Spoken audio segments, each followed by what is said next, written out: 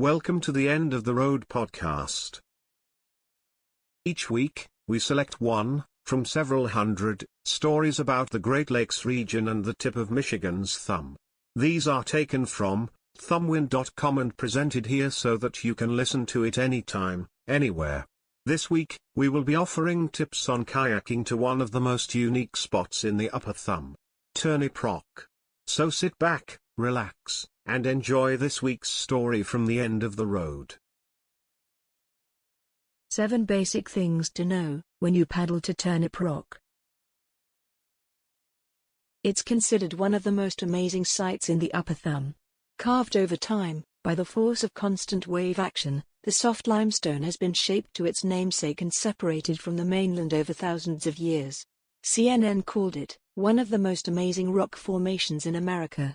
Pure Michigan featured it on its 2016 magazine cover.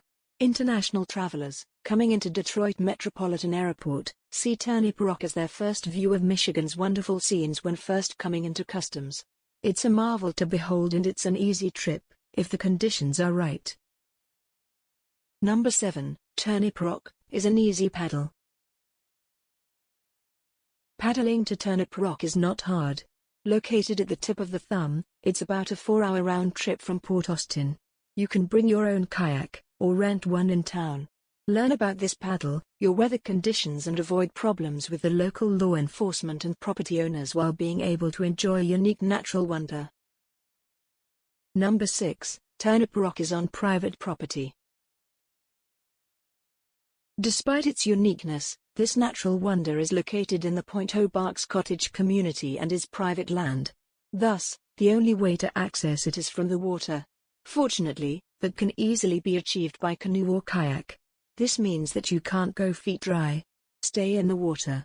If you must get out of our kayak, stay as close to the water's edge as possible. Unless it's an emergency. Number 5, paddling near the rock on busy weekends. During the weekends, the number of paddlers can get quite large. If the area around the rock is crowded, consider paddling a few hundred yards past the rock, and view the overhangs and cave features that border the Point Hobarks community. During the late 1800s, the cave were hideouts for fugitives. It's worth taking a few minutes to explore. You may be tempted to get out of your kayak and climb the rocks for a view. This is a no-no, and there are several signs reminding not to trespass. Number 4, heed weather and travel time. Plan on 2 to 4 hours of travel time to kayak to Turnip Rock from Port Austin. This assumes that the winds and lake are calm. You will paddle northeast, along the shallow coastline until you see the small cliffs that mark the start of Point Hobarks. If the wind is strong, and there are waves, it's a wise idea to defer your adventure to another day. Novice paddlers have been pushed by southern winds out into the lake requiring assistance or rescue. Number 3, can I climb on Turnip and Fingernail Rocks? Despite numerous YouTube and other postings showing people climbing all over the rock formation, you are urged to not do.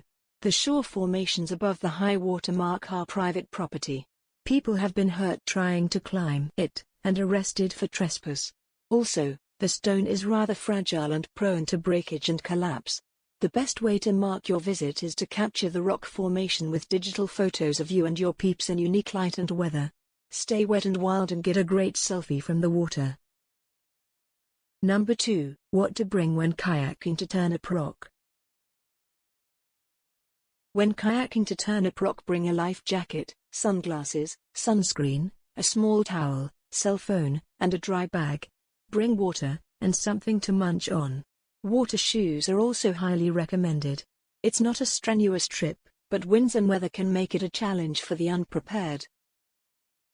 Number 1, leave no trace, kayaking to Turnip Rock.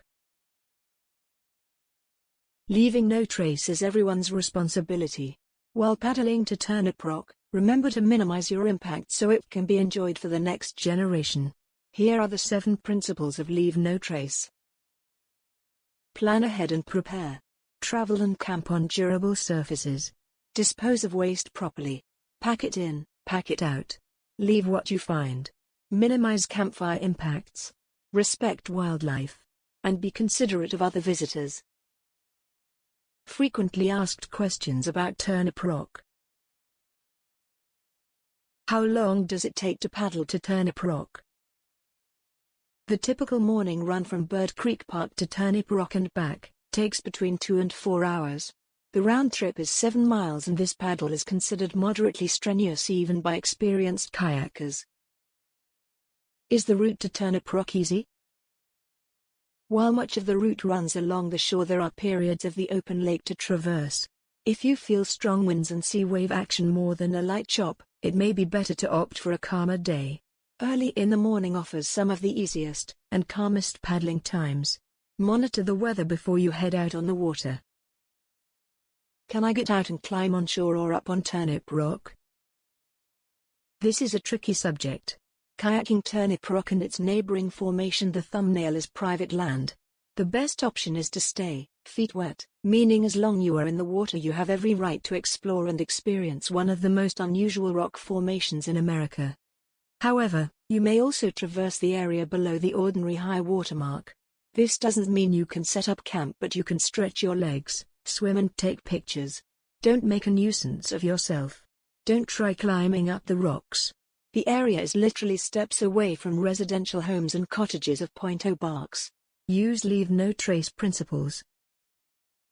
What should I bring with me to Turnip Rock? Always wear a life jacket during your paddle. Bring an algae of water, sunglasses and a hat. Some folks find bringing water shoes or sandals, which would be handy if you have to get out of your kayak. The rocks can be sharp and slippery. It's also a good idea to have a dry bag with a cell phone and a snack. The best item to bring is your common sense.